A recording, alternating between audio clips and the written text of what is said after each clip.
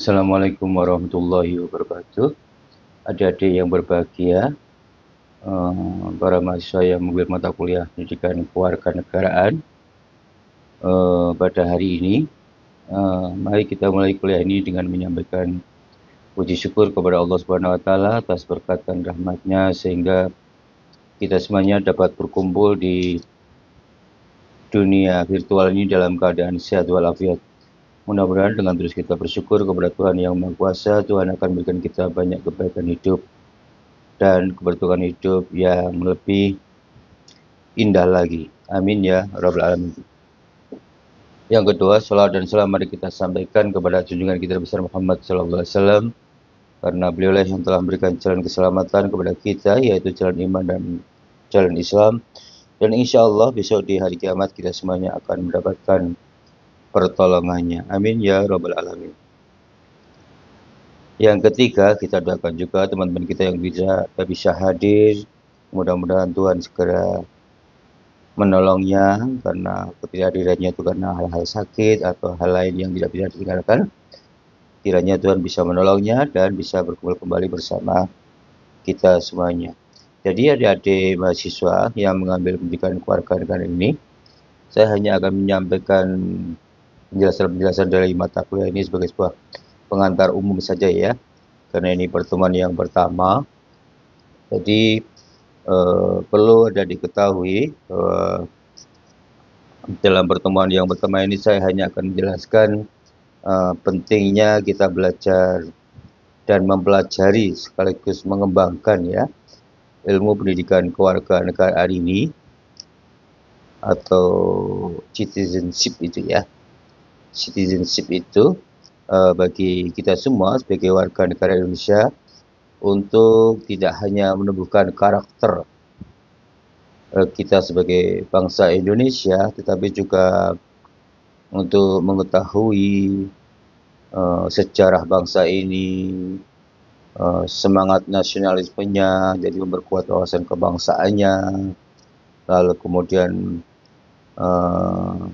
keterlibatan kita dalam isu-isu hubungan warga negara dengan demokrasi, hubungan warga negara dengan gerakan civil society gitu ya.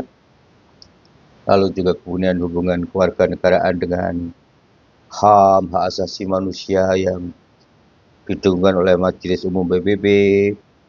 Lalu kemudian hubungan dengan warga dengan demokrasi, kenapa kita memakai demokrasi, tidak teokrasi gitu ya. Dan juga wawasan Nusantara serta bela negara gitu ya, ada ketahanan nasional itu. Jadi memang pendidikan kewarganegaraan ini memang diciptakan oleh pemerintah untuk kita semuanya agar kita mengenal ya secara baik kondisi dan situasi bangsa dan negara kita sejak awal berdirinya sampai kemudian perkembangannya ketika merespon isu-isu besar di tingkat global yang kemudian isu-isu besar itu menjadi wacana yang terus dikembangkan di tanah air sehingga wacana itu menjadi kebijakan-kebijakan pemerintah untuk mengembangkan kewarganegaraan ini agar sesuai dengan tantangan zaman, misalnya demokrasi dan sebagainya itu. Kalau kita pahami bahwa ilmu kewarganegaraan ini sebenarnya ilmu terapan ya, tetapi memang punya struktur ilmu ontologis ya, epistemologis dan aksiologis ya. Jadi kalau kita belajar kewarganegaraan kita harus tahu ontologisnya, asal-usul ilmu ini dari mana gitu ya. Lalu kemudian kita epistemologi sumber kebenaran ilmu ini apakah sejarah atau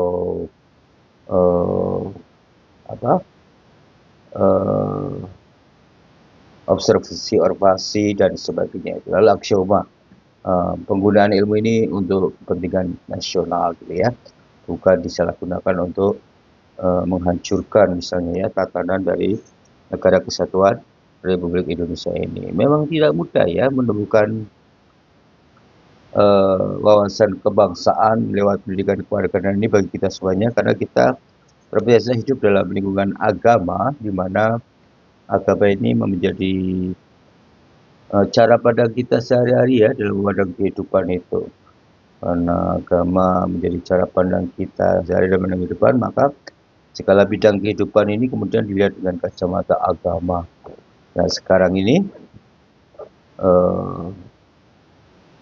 kita digeser untuk melihat ini dengan cara nasionalisme atau kewarganegaraan, atau kedudukan kita bukan sebagai orang beragama tapi sebagai warga negara. Jadi memang kita itu punya status ganda ya, status sebagai orang beragama yang membuat kita melihat dunia ini dengan berbagai bidang kehidupannya, ekonomi, sosial, politik, budaya, hukum, dan sebagainya itu dengan kacamata agama, gitu ya. Dan kacamata agama ini biasanya kecenderungannya lebih absolut gitu kebenarannya ya, daripada relatif, karena memang hasil-hasil interpretasi dari agama ini menjadi cara pandang satu-satunya yang kemudian dianggap absolut. Itu kritik kita. Makanya cara pandang agama ini sebenarnya juga hasil penafsiran juga sebenarnya, menjadi kajian stadis gitu ya, sehingga kebenarannya tidak menjadi absolut tapi menjadi relatif gitu. Yang bagaimana agama memandang kehidupan ekonomi yang melahirkan ekonomi agama, misalnya ekonomi syariah. Bagaimana agama memandang kehidupan politik melahirkan politik agama, ya. Bagaimana agama memandang kehidupan budaya lalu melahirkan kebudayaan agama, gitu kan? Dalam tradisi Islam kita di Timur Tengah kemudian masuk ke Indonesia ini, lalu agama melihat memandang kehidupan hukum jadi hukum agama dan sebagainya itu. Nah, di dalam kesempatan ini, mata kuliah ini kita menggeser cara pandang agama yang selama ini kita pegang dan menjadi kebiasaan kita sehari-hari ini, kita geser menjadi cara pandang kebangsaan ya, nasionalisme. Jadi kita harus menggunakan cara pandang nasionalisme, yaitu sebagai warga negara kita punya rasa cinta tanah air terhadap bangsa dan negara kita, di mana kita hidup, tumbuh, dan berkembang, serta bagaimana kita mencapai cita-cita sampai kita di hari tua itu. Makanya di dalam pendidikan kewarganegaraan ini yang ditekankan adalah diharapkan di dalam kuliah ini kita bisa terbentuk karakter nasionalisme kita ya. Karakternya sebagai orang yang cinta tanah air itu dibuktikan dengan apa ya. Jadi rasa kecintaan kebenaran itu dibuktikan dengan apa? Misalnya membela tanah air kita kalau diserang oleh bangsa-bangsa asing misalnya ya. Atau kontribusi kita di dalam membangun bangsa dan tanah air dengan mengambil peran di pemerintahan atau di non pemerintahan gitu ya. Itu namanya punya karakter nasionalisme yang selalu merespon isu-isu kondisi kehidupan berbangsa dan bernegara itu. Sehingga dengan punya karakter nasionalisme ini kita akan menumbuhkan wawasan kebangsaan ya.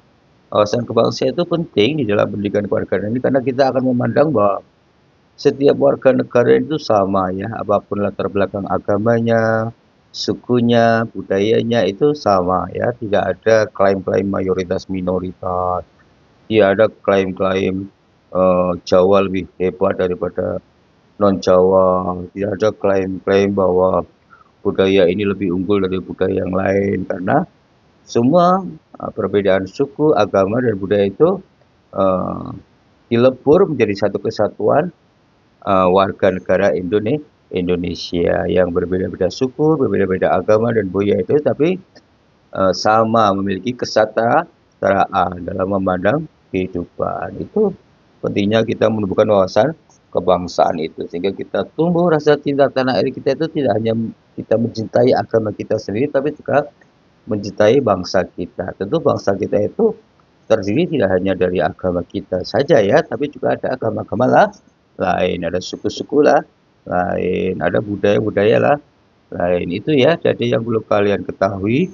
Selain itu juga, selain karakter ini, kita juga akan mengembangkan ya wacana-wacana kewarganegaraan ini dengan isu-isu global, isu-isu modern atau isu-isu kontemporer. Misalnya, bagaimana warga negara itu harus melek hak asasi manusia ya, hak asasi manusia yang dideklarasikan oleh Perserikatan Bangsa-Bangsa yang harus diratifikasi oleh seluruh negara ini, maka setiap warga negara seperti kita di Indonesia ini harus paham tentang hak asasi manusia, hak beragama, hak mengeluarkan pendapat, hak berekonomi, hak berkerjaan, gitu ya. Hak individu ini harus dihargai dan dihormati. Itu yang disebut HAM, hak asasi manusia, yang oleh Gus Dur disebut dengan Mabadiul Khamsah atau apa itu ya. Lalu kemudian demokrasi. Kenapa kita harus hidup dalam alam demokrasi gitu ya? Nah, itu karena isu-isu global ini memang menciptakan sebuah tatanan dunia yang berbasis pada sistem demokrasi, di mana setiap orang berhak ya untuk mengeluarkan pendapatnya, menyuarakan kepentingannya secara individual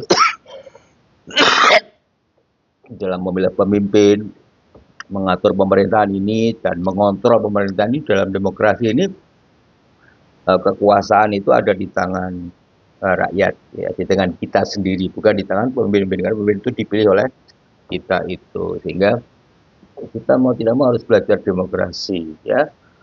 Nilai demokrasi dijunjung tinggi ya dibanding nilai teokrasi atau nilai apa ya, nilai teokrasi atau nilai monarki itu misalnya kalau kita konfrontasikan itu ya. Juga warga negara pentingnya bela negara. Kenapa kita ada konsep bela negara ya? Di dalam konsep Lemhanas ada konsep bela negara dan ketahanan nasional gitu ya. Jadi negara itu harus dibela dengan membangun sebuah ketahanan nasional. Kalau Bung Karno bilang ketahanan nasional itu bagaimana kita melakukan defensi, karena melihat posisi strategis Indonesia ini yang berada di silang peradaban timur dan barat itu, tentu banyak intervensi-intervensi yang masuk yang memerlukan sikap mental kita untuk membangun sebuah ketahanan nasional yang komprehensif, yang kuat dan kokoh itu dari Sabang sampai Merauke itu. Lalu juga nanti kita akan bangun isu-isu tentang pemilu. Kenapa kita harus pemilu? Kenapa harus memilih lurah, memilih bupati, presiden, kemudian itu harus lewat pemilu. Kenapa nggak ditunjuk langsung oleh presiden atau ditunjuk oleh para kiai? Ya, itu karena kita punya sistem pemilu yang memang melibatkan masyarakat di dalam memilih pemimpin-pemimpinnya, baik di tingkat lokal maupun di tingkat nasional itu. Lalu juga wawasan Nusantara, nanti kita akan kuatkan bahwa Nusantara cara pandang bangsa Indonesia yang melahirkan kebudayaan Nusantara ini dari Sabang sampai Merauke, dan kebudayaan itu meliputi sistem ekonomi, politik, hukum dan sebagainya itu ya, dalam sistem kehidupan yang berwawasan Nusantara yang berbasis pada geososial, geobudaya, geopolitik, geoekonomi yang secara geografis wilayahnya dari Sabang sampai ke Merauke. Saya kira itu saja ya pengantarnya adik-adik atau teman-teman semuanya. Nanti kita lanjutkan di pertemuan lain. Dari pengantar pendidikan kewarganegaraan ini, sebenarnya dulu pendidikan kewarganegaraan itu campur dengan pendidikan Pancasila ya, sekarang dipisah gitu. Nanti pengantar ini menjadi pintu masuk kita untuk memahami materi-materi yang saya sampaikan, dan mudah-mudahan bisa pertemuannya sampai 14 atau 16 kali pertemuan itu ya. Dan silahkan bagi adik-adik nulis absen di WA ini ya, NIM-nya dan namanya gitu ya.